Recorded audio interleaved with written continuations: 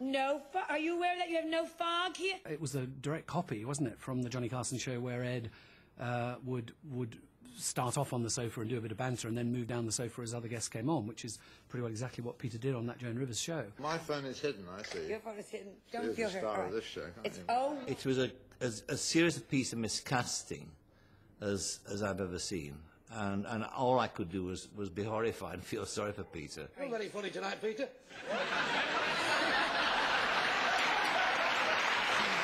It was her show. She was doing the shtick. She was doing the questions. He was really just there to fill in, and I think he just felt lost.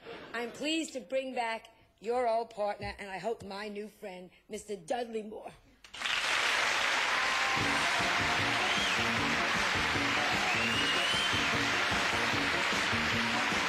I think he felt, well, I know he felt, because he talked to me about it afterwards, he felt rather foolish having gone on with it. What was the nicest thing about him? What was the worst thing about him? All right, let's just go for the worst. This is like a golfer, you know, he knows just as you're going to do your stroke, he lights his cigarette. The nastiest thing about him... Oh, blimey. Just spit it out. There wasn't a nasty side to it, really. What about you? What was the nicest thing about him and the least nicest? The Not nicest thing about Dudley at the time, and it remains today, is his ability to lie through his teeth smiling.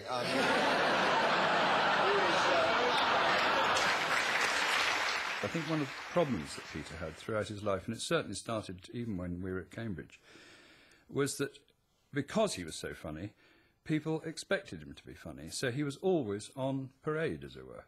And that became a great strain. I sort of had the feeling when I met Peter later on in life that his boredom threshold had kind of dropped. I think he was very easily bored. I am the ghost of Christmas yet to come, appearing before you by amazing camera trickery.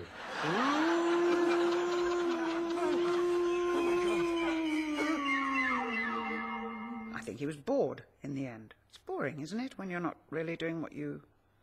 And maybe you've forgotten what it is you really want to do anyway, and you've done it. You've done it. Where do you go? Once more unto the breach, dear friends, once more.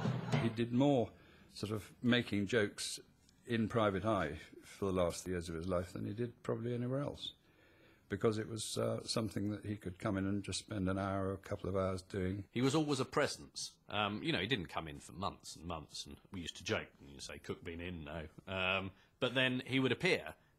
You had this sort of amazing stream of monologue and ideas. And he always sort of re-energised the place when he turned up.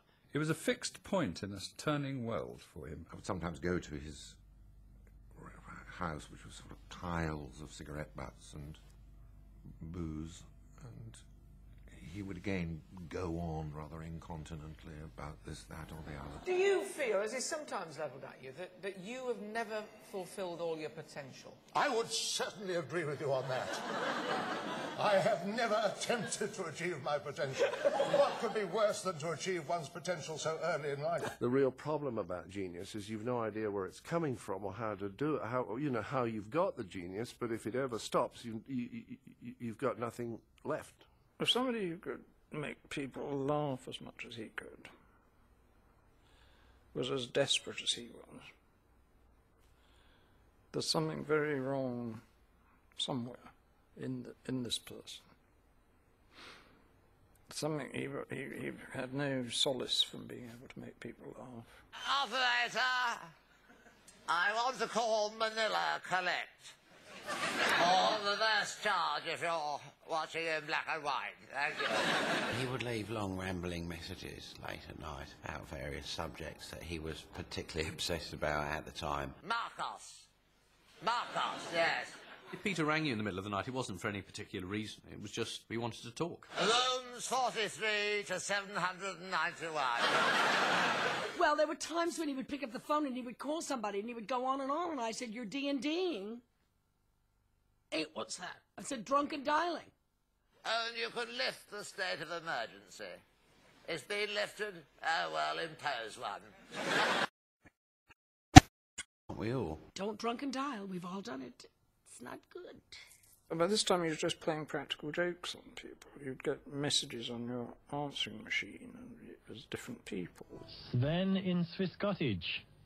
Oh, hello, Mr. Bull. Hello, Sven. Yes, I'm only a visitor here from Norway. Well, right from the first call, it was pretty clear that this was not any ordinary wind-up, because he was just too good at it. And I listen to the program and think one wonderful thing is because in Norway the phone-in is mainly devoted to subjects of, you know, that like fish. And gradually this built into a huge kind of soap opera. They have tanks.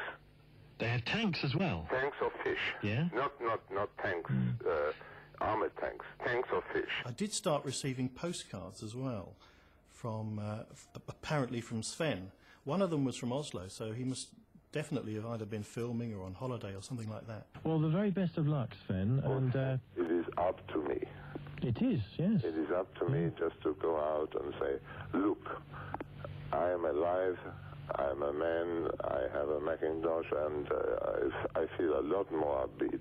There were times when he was sort of on the phone a lot, and times when you didn't hear from him for ages.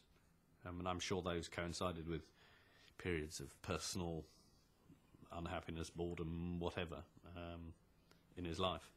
But he didn't want sympathy, and he certainly didn't seem to want your concern. That wasn't the type of man he was. I had a flat in Hampstead that had an enormous picture window on the first floor giving out onto the street. And I used to see Peter walking along. And initially, you know, every time I saw him, I'd sort of run down and how you're getting on and this, that and the other. But sadly, as Peter's problems mounted, I mean, it became very physically apparent. You know, he put on a lot of weight. He became reclusive, and so on. But on the occasions he went out, you could see him, and somehow it wasn't as fun to run down. And perhaps it wasn't very helpful, but, you know, because when somebody's ill, and particularly that sort of illness, they can do with a lot of support, and I suppose it was cruel not to give that support. But equally, I didn't run down as much as I used to. What did strike me, though, was that he wasn't nearly as happy a person as the person I'd last seen. I think maybe he was running into marital difficulties. He used to be in the house every weekend, and that was strange because he had a house very nearby in Wingrave, and a wife over there, too.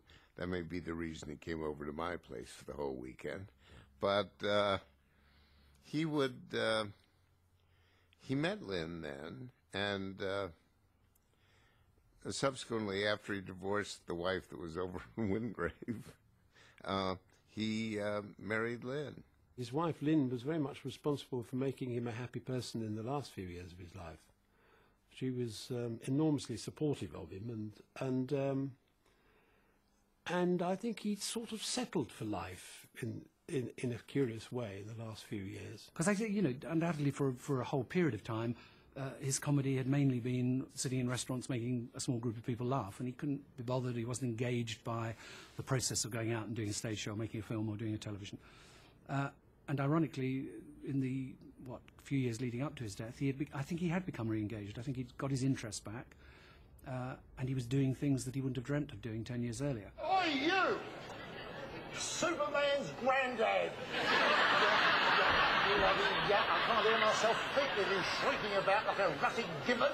Shrieking like a... Who the hell's shrieking? Who's shrieking? A hand grenade could go off in your mouth and no one would hear it. For God's sake, show some consideration for the rest of the human race and shut your bleeding trap. I ended up doing a programme with him, a special programme for my Channel 4 program, Clive Anderson Talks About, because I thought, having interviewed him a couple of times, there had been very funny programmes. I thought, well, we're not really gaining much by talking to, you know, Peter Cook the man. It's Peter Cook the humorist we're getting. Well, what do you say you have to do to get a team going? What is it? What is the quality?